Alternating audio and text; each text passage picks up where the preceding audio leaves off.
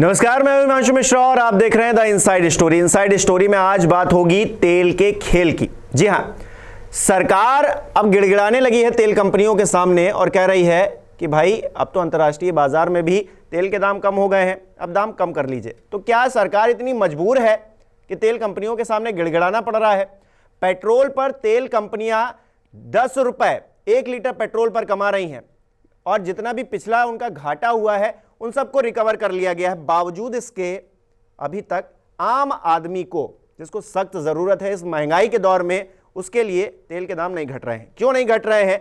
क्या है ये तेल का खेल? सरकार को क्यों गिड़गिड़ाना पड़ रहा है? इन सारी बातों का जिक्र आज इनसाइड स्टोरी में आज हम करेंगे।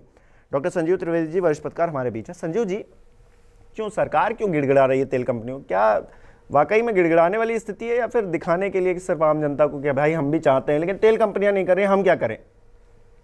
वाकई ये बहुत आश्चर्य वाली बात है कि जो हमारे पेट्रोलियम मिनिस्टर हैं हरदीप पुरी साहब, तो वो बनारस में थे रविवार में, और रविवार को उन्होंने कहा कि अब मैं तेल कंपनियों से कहूँगा कि अगर नुकसान की भरपाई हो गई है तो तेल के दाम कम करने के बारे में सोचें। आप देखिए आज की तारीख में देश में दर्जनों ऐसे शहर हैं जहाँ पर तेल 100 रुपये से ज़्यादा प्रति लीटर बिक रहा है, पेट्रोल और डीजल दोनों। और ये मुंबई, दिल्ली या चेन्नई, कोलकाता ही नहीं है। दिल्ली में थोड़ा कम 100 से है, लेकिन मुंबई, दिल्ली, चेन्नई, मुंबई, कोलकाता, चेन्नई, ये बड़े शहर ही नहीं, महानगर, आप पटना, जयपुर, आप छोटे छोटे शहरों में चले जाइए, मैसूर, नागपुर, नासिक, इन सब शहरों में भी 100 पार है पेट्रोल और डीजल के दाम प्रति लीटर। 100 रुपए से भी ज़्यादा, कहीं 105, कहीं 106, कहीं 108, इस तरह से कीमतें हैं। तो जाहिर है कि ये केस बनता है कि आज की तारीख में अंतर्राष्ट्रीय बाजार में जो कीमतें हैं वो 81-82 डॉलर प्रति बैरल है। 81-82 प्रति बैरल का मतलब एक संतुलित प्राइस है। और इसकी तुलना अगर आप करें कि सबसे ज़्यादा पिछले साल जून के महीने में 116 हो गया था, तो 116 प्रति बैरल से घट करके वो अब 81-82 डॉलर प्रति बैरल अगर आ चुका है, और ये 35-36 डॉलर का प्रति बैरल फासला हो गया है, घट गया है, तो फिर इसका फायदा आम जनता को होना चाहिए। बहुत सामान्य बात है। सरकार कहती है कि हमने 15 महीने से दाम बढ़ाए ही नहीं हैं। जो आखिरी दफा बढ़ोतरी थी वो 6 अप्रैल 2022 को हुई थी और उसके बाद से तो हुई नहीं है। तो अब इसे आप ऐसे समझ लीजिए कि 2022 में उत्तर प्रदेश में शुरुआत में चुनाव थे, तो तेल के दाम बढ़ने का सवाल नहीं है, आप जानते हैं, क्योंकि राजनीति डिक्टेट करती हैं प्राइसेस को।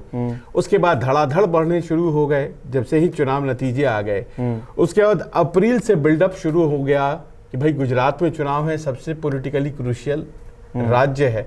उसके बाद जो खामोशी थामी गई, तो वो खामोशी अभी तक कायम है। इस बीच पेट्रोल के दाम मार्च में 102 और जून जाते जाते 116 हो गए। सरकार ने तब भी नहीं बढ़ाए, सरकार ने तब भी नहीं बढ़ाए। चुनावों की मुश्किल देखिए क्या होती है। 116 से अब ये जो मामला है घटते घटते घटते घटते 81-82 डॉलर प्रति बैरल आ गया है।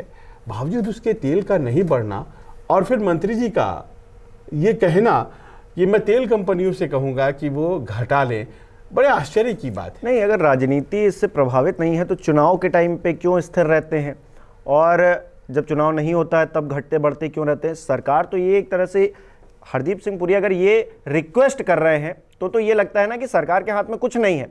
और जब सरकार के हाथ में कुछ नहीं है तो तेल कंपनियां क्या इलेक्शन देखती हैं क्या, या इलेक्शन के बाद का फेज देखती हैं क्या? ऐसा तो नहीं लगता। कंपनियां तो तेल मंत्रालय के ही अंतर्गत आती है। हाँ। आपने प्राइसेस कहा है कि चलिए वो जो प्राइसिंग मैकेनिज्म है उसको हमने बाजार के अधीन कर दिया है, हम तय नहीं करते हैं। एक एडमिनिस्ट्रेड प्राइस मैकेनिज्म हुआ करता था पहले, अब हम एडमिनिस्ट्रेड प्राइस मैकेनिज्म में विश्वास नहीं करते, हमने उसे हटा दिया है। इतना ही कर दिया है तो जीएसटी के अंदर बाजार से जोड़ दिया है। नहीं तो इतना ही अगर रिक्वेस्ट कर रहे हैं तो पूरा जीएसटी में क्यों नहीं लेके? चैप्टर ही अलग है हिमांशु, वो तो चैप्टर ही अलग है। इन्होंने ये कहा कि देखिए हमने बाजार के हवाले कर दिया प्राइसेस को, तो अब चलिए आप बाजार के हवाले कर दीजिए। तो बाजार के हवाले अगर आप करेंगे तो चुनाव के दौरान अगर बढ़ रहा है तो बढ़ने देना चाहिए, ऐसा नहीं होता है। और अभी जबकि ये घट गया है तो घटा देना चाहिए, ऐसा भी नहीं हो रहा है। तो बाजार के हवाले तो है नहीं, यानी कि सरकार का अपना एक से है। तो ऐसे में प्रश्न उठता है कि चलिए आपका फायदा हो गया, चुनाव के दौरान नहीं बढ़े, और जाहिर है सत्ताधारी दल ये फायदा तो लेता है, क्योंकि अगर वो उस वक्त बढ़ाएगा तो उसके वोट पे असर पड़ता है। तो अब जनता का फायदा भी हो जाए। नहीं, सरकार आप मानते हैं सरकार का फायदा, तेल कंपनियों का फायदा, आम जनता का फायदा नहीं। मतलब क्या कहूँ इसको, थोड़ा हल्के शब्दों में कहूँ तो बेवकूफ़ बनाया जा रहा है आम जनता को। बिल्कुल, अगर मंत्री जी ये कहें कि तेल कंपनियां आप मान जाइए, मनुहार करें, उनसे गुहार करें और कहें कि अगर आपके घाटे जो हैं वो फुलफिल हो गए हैं तो ऐसा करें आप कि आप तेल के दाम कम कर लें। यानी कि आपका पेट अगर भर गया हो, पैसों से आपकी जेब भर गई हो, तो आम जनता के जेब में डकैती डालना बंद करें, आम जनता का जो फुल पेट खाना उसे मिलना चाहिए वो मिलने दें। ये कहने का मतलब है बिल्कुल मंत्री जी का। असल बात तो ये है कि एक बैरल तेल लाने में जितना खर्च हमारा होता है वो कभी भी 100 रुपए प्रति लीटर के बराबर नहीं होता है। इसमें आधा जो होता है वो टैक्सेस होती है। हाँ हाँ बिल्कुल। आधा जो पैसा होता है प्रति लीटर, मान लीजिए 100 रुपए लीटर है तो वो 50 रुपए तो आपके टैक्सेस हैं। वो टैक्स जो कि केंद्र भी लगाता है जिसे एक्साइज कहते हैं, और दूसरा टैक्स जो राज्य लगाता है जिसे वैट कहते हैं। तो आप पहले तो कच्चे तेल के दाम, उसके बाद उसके ऊपर जो तेल कंपनियां हैं उनका मुनाफा, उसके बाद रिटेलर का मुनाफा, और फिर केंद्र सरकार का टैक्स और राज्य सरकार का टैक्स, यानी कि एक्साइज और वैट, इतना मिलाने के बाद 100 रुपए बन जाता है। प्रकाश जावड़ेकर जो गणित बताया करते थे 2012 में कि 35 रुपए में मिल सकता है, 45 रुपए में मिल सकता है, उसी दम पे वो गणित अब क्यों फेल हो रही है? उसी दम पे ये लोग बताया करते थे, क्योंकि तेल की एक्चुअल कीमत तो इतनी ही होती है, पर टैक्सेस भी जरूरी हैं, हर चीज पे टैक्स लगता है तो इस पे भी लगा करे। तो मतलब पर क्या होता है, आधे का पेट्रोल हम ले रहे हैं, आधे टैक्सेस भर रहे हैं। हाँ, अब देखिए जब ये दुहाई देते, बिल्कुल आप सही कह रहे हैं, आधा हम टैक्स दे रहे हैं। अब ये टैक्स बोलते हैं सड़कें बनाने के काम आती हैं, पोर्ट्स बनाने के, इंफ्रास्ट्रक्चर डेवलप करने के काम। ये नहीं बताते हैं कि सांसद और विधायक कितनी मौज काटते हैं, कितनी रईसी से अपनी जिंदगी काटते हैं, उनकी सैलरीज जाती हैं। अब समस्या देखिए कहाँ है, समस्या ये है कि फेयर रहना पड़ेगा। जब पैंडेमिक आया, जब कोरोना आया, तो अचानक अंतर्राष्ट्रीय बाजार में तेल के दाम बहुत नीचे चले गए, गिर गए, बहुत नीचे चले गए। उस वक्त तेल कंपनियों ने तेल के दाम नहीं घटाए भारत में। भारत में तेल कंपनियां 3 हैं जो 90% मार्केट पे काबिज हैं। IOC, Indian oil corporation, HPCL और बीपीसीएल, ये तीनों कंपनियां मिलकर के 90% मार्केट भारत का जो है उस पर कब्जा है इनका। ये तीनों सरकारी कंपनी है, इसमें कोई प्राइवेट सेक्टर की बहुत दखल नहीं है। आपको इधर उधर कुछ प्राइवेट के पेट्रोल पंप दिख जाएंगे, लेकिन 90% मार्केट जो है सरकार का है, और यही तेल कंपनियां जो हैं वो इन पेट्रोल पंप्स को तेल सप्लाई करती हैं। अब आप ये समझिए कि उस वक्त तो तेल के दाम बहुत गिर गए, क्योंकि कोरोना में खपत बहुत कम हो गई, लॉकडाउन, और सबसे बड़ा ये असर हुआ कि चीन बहुत प्रभावित था। तो चीन में डिमांड जैसे ही घटा, पूरी दुनिया के बाजारों में डिमांड घटा, तो तेल के दाम बहुत नीचे आ गए। उस वक्त तेल के दाम कम किए जा सकते थे, नहीं किए गए। क्या किया गया कि एक्साइज ड्यूटी बढ़ा दिया गया। एक्साइज ड्यूटी बढ़ा करके तेल के दाम उतने ही रहने दिए और अपना मुनाफा एक्साइज ड्यूटी बढ़ा लिया गया, क्योंकि सरकार कहती है अब और चीजें बंद हो गई थी। हाँ, तो हमको आपको 100 रुपये, अगर 90 रुपये मिल रहा था तो आपको तो 90 रुपये ही मिलेगा, लेकिन हमें जो फायदा हो रहा था, मान लीजिए कि 25 रुपए का, तो हमने अपना एक्साइज बढ़ा करके उसको कर लिया, अब 32 रुपए का फायदा। तो अपना फायदा हमने प्रति लीटर बढ़ा लिया। लेकिन देखिए दुर्भाग्य क्या होता है, साल भी नहीं बीता था कि तेल के दाम अचानक से बढ़ने शुरू हुए, क्योंकि यूक्रेन और रसिया में वॉर हो गया। अब युद्ध की स्थिति हो गई। रसिया बहुत बड़ा सप्लायर है तेल का, तो उसका तेल नहीं लेना है, ये हम बात शुरू हो गई। अब ये सेंटिमेंट्स जो हैं वो तेल के दाम को बढ़ाने लगे। अब वो बढ़ते बढ़ते अप्रैल के महीने में वो $102 प्रति बैरल थे, वो बढ़कर के 116 जून जाते जाते हो गए। तो सरकार ने क्या किया कि जो उन्होंने एक्साइज बढ़ाया था बस उसको घटाया, थोड़ी राहत दी उन्होंने। ये अब चुनाव का मसला था, इसलिए उन्होंने तेल के दाम नहीं बढ़ाए तेल के दाम। वो बढ़ता बढ़ता $116 चला गया, फिर धीरे धीरे घटना शुरू हुआ। सितंबर आते आते $90 हो चुका था, वो $90 प्रति बैरल के हिसाब से हो चुका था। अब फिर से कंट्रोल में आ गया। अब फिर से जब कंट्रोल में आ गया तो जो आपने $100 के आसपास हमारे तेल के दाम कर रखे हैं उसको घटाइए, ये डिमांड शुरू थी, लेकिन सरकार ने नहीं घटाया। अब $90 से मामला $80-82 पे आ गया है। सितंबर 2022 से अब जनवरी 2023 से आते आते $80-82 पे आ गया है। कहाँ 116, कहाँ 80-82। ये जो घटोत्तरी है $36 की प्रति बैरल, ये केवल अपने जेब में रखेंगे क्या? मंत्री जी रिक्वेस्ट क्यों कर रहे हैं? मंत्री जी आदेश करें, क्योंकि ये तेल कंपनियां तो तीनों आप ही के अंदर हैं। अब जब चाहते हैं चुनाव के दौरान बढ़ा देते हैं, घटा देते हैं, जब चाहते हैं 15 महीने रुक जाती है तेल के दाम की सीढ़ी जो है वो, और फिर अचानक से जब आपकी आवश्यकता खत्म हो जाती है तो वो बढ़ने लग जाती है। अब आप देखिए कि आपके यहाँ 85% इम्पोर्ट होता है, 85% आपके यहाँ इम्पोर्ट होता है। पर गजब की बात यह हो गई है हिमांशु कि जब से रूस पे बैन लगा है, रूस का तेल बहुत सस्ते में भारत ले रहा है। बिल्कुल। और फिर उसे रिफाइन करके वो अमेरिका और ब्रिटेन को बेच रहा है। हमें फायदा उसका नहीं हो रहा है। हमें तो यही वाले मेंटेन किए जा रहे हैं कि भैया $116 वाला ले लो, अब 90 हो गए जी, अब आपको $80 वाला मिल रहा है। हमें तो ऐसे मिल रहा है, लेकिन वो जो कच्चे तेल रसिया से लिए जा रहे हैं उसको अपने मुनाफे के लिए सरकार इस्तेमाल कर रही है। डॉलर आ रहा है ना, देश की तरक्की हो रही है। उसको रिफाइन करके हमारे यहाँ रिफाइनरीज बड़ी अच्छी हैं और उसको हम अमेरिका को बेच दे रहे हैं, उसको हम रशिया को। और रूस और अमेरिका भी ऐसे देश हैं कि उन्हें रूस से तो उनका तेल खरीदने में बुराई लगती है, लेकिन भारत की तरफ से लेने में कोई बुराई नहीं, पकड़ रहे हैं लेकिन घुमा के। तो ये देखिए तेल का खेल है। इनसाइड स्टोरी इसकी यही है कि अगर बहुत ईमानदारी से किया जाए तो एक तो आपका कच्चा तेल का दाम घट गया है, वो घट करके 116 से आप पहुंच गया है 80-82, तो वहां आप घटा दीजिए।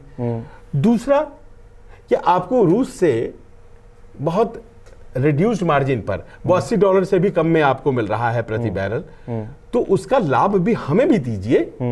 आप केवल अमेरिका और रूस को बेच रहे हैं तेल और अपना मुनाफा कमा रहे हैं। सोशल मीडिया पे ये तर्क बहुत दिया जाता है कि तेल ठीक है लेकिन देश का विकास भी तो हो रहा है, देखिए सड़कें बन रही हैं, देखिए पुल बन रहे हैं, ये बन रहा वो बन रहा। तो कुछ लोग ये भी तर्क देते हैं तो $100 में क्यों, $200 में बेचिए तो और विकास होगा, और डबल गुना 400 में कर दीजिए तो और तेज होगा विकास। ये कोई तर्क क्या हो सकता है वो लोग हैं कि हम जो है विकास के नाम पर खून चूस रहे हैं आम आदमी का, और महंगाई में लोग मर रहे हैं और हम कह रहे हैं कि विकास हो रहा है। ये वो लोग हैं जिन्हें महंगाई नहीं दिखती है, जिनका पेट भरा हुआ है। हाँ, मैं अभी गुजरात गया था तो वहाँ लोगों ने मुझे कहाँ है महंगाई, ये प्रश्न जब अहमदाबाद में कुछ लोगों ने बोला कहाँ है महंगाई, क्या तेल के दाम बढ़े हैं तो पगार नहीं बढ़ा है क्या, और कमाई भी तो बढ़ी है। अब प्रश्न ये है कि क्या उस रफ्तार में बढ़ी है। हाँ। पहला तो प्रश्न ये है। दूसरा, तेल के दाम अगर बढ़ते हैं तो कैस्केडिंग इफेक्ट होता है, और हर चीज के दाम, क्योंकि ट्रांसपोर्टेशन के दाम बढ़ जाते हैं तो हर चीज के दामों पर उसका प्रभाव पड़ता है।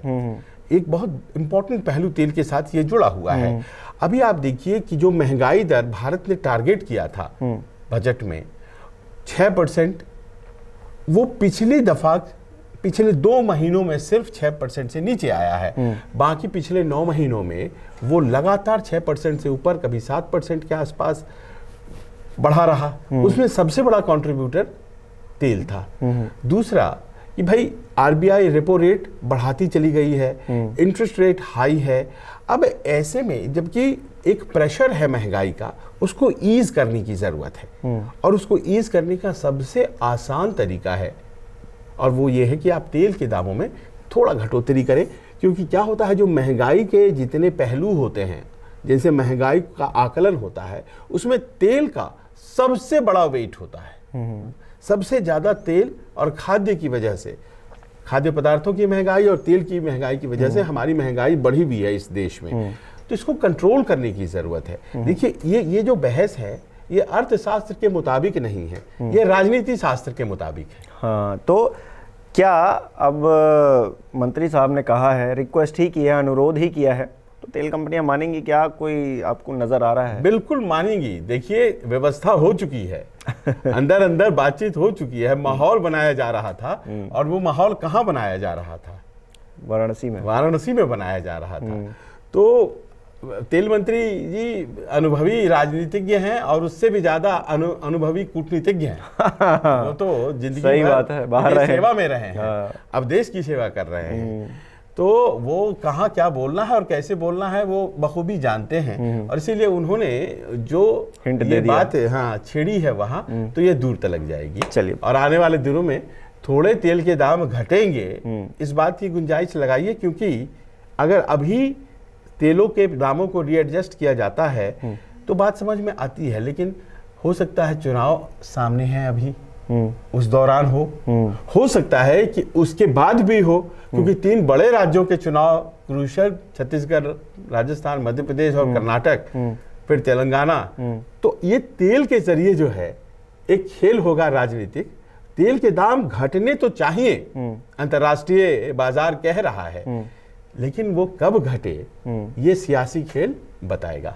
आम आदमी फिर यही कहेगा कि इस देश में चुनाव होते रहने चाहिए हर 2-2 महीने पे, ताकि जो है सरकारें पेट्रोल डीजल के दाम कम रखे। चलिए, बहुत बहुत शुक्रिया संजीव जी।